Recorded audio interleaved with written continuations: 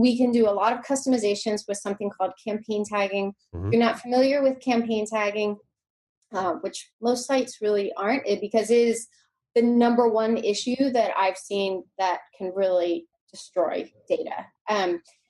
But if you're not familiar with what that term means, if you just Google campaign tagging, Mm-hmm. at least in the US, I think I wrote this really comprehensive guide.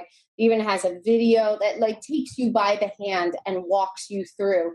Like I'm literally tagging campaigns, giving you examples, explaining, what parameters to use and things like that. So if you just search campaign tagging, my guide usually comes up first or second. That's not a humble brag. Yeah, I just Googled it, and she's number one. She's right there. That is fantastic. My proudest moment was when I outranked Google for campaign. And you do outrank Google. Yeah, I was like, I have told clients, like, put it out of your mind. You're not going to outrank Google. That's fantastic. So anyway, so, and then inside that guide is a link to another guide on channels, how to customize your channels.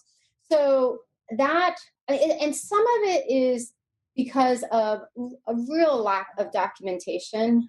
In fact, there used to be mistakes in the documentation. Right.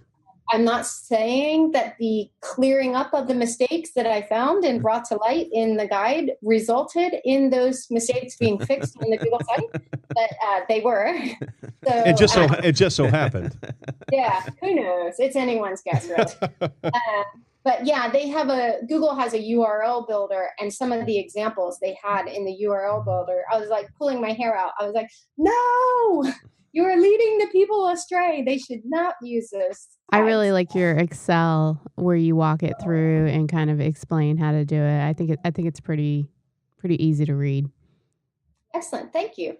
Yeah. So, and I also created a Google Doc. That's like my catcher in the rye. Yeah. I just have this compunction to create Google Docs, take Google Docs that I make for myself and just throw them out to the marketing community. But I have a Google Doc where I use these crazy formulas so that all you have to do is drop in, okay, here's my medium, here's my source, here's my campaign name, and here's guidance on, what mediums to use, what to put in your source, what to not put in your source, campaign names, etc. Yep. And then you just drop them in, and this formula does its magic and generates the URL for you. Just trying to reduce the risk of these mistakes. The other advantage of it over the URL builder, which is also an excellent tool that Google's offered, but with that, you have to keep recreating these links. Right. So if you have certain things that you share on a regular basis,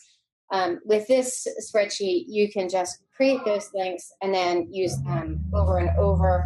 And if you're the manager of the Google Sheet, you can even create little drop-down lists so that people can only use one of the mediums that you have chosen. But it also kind of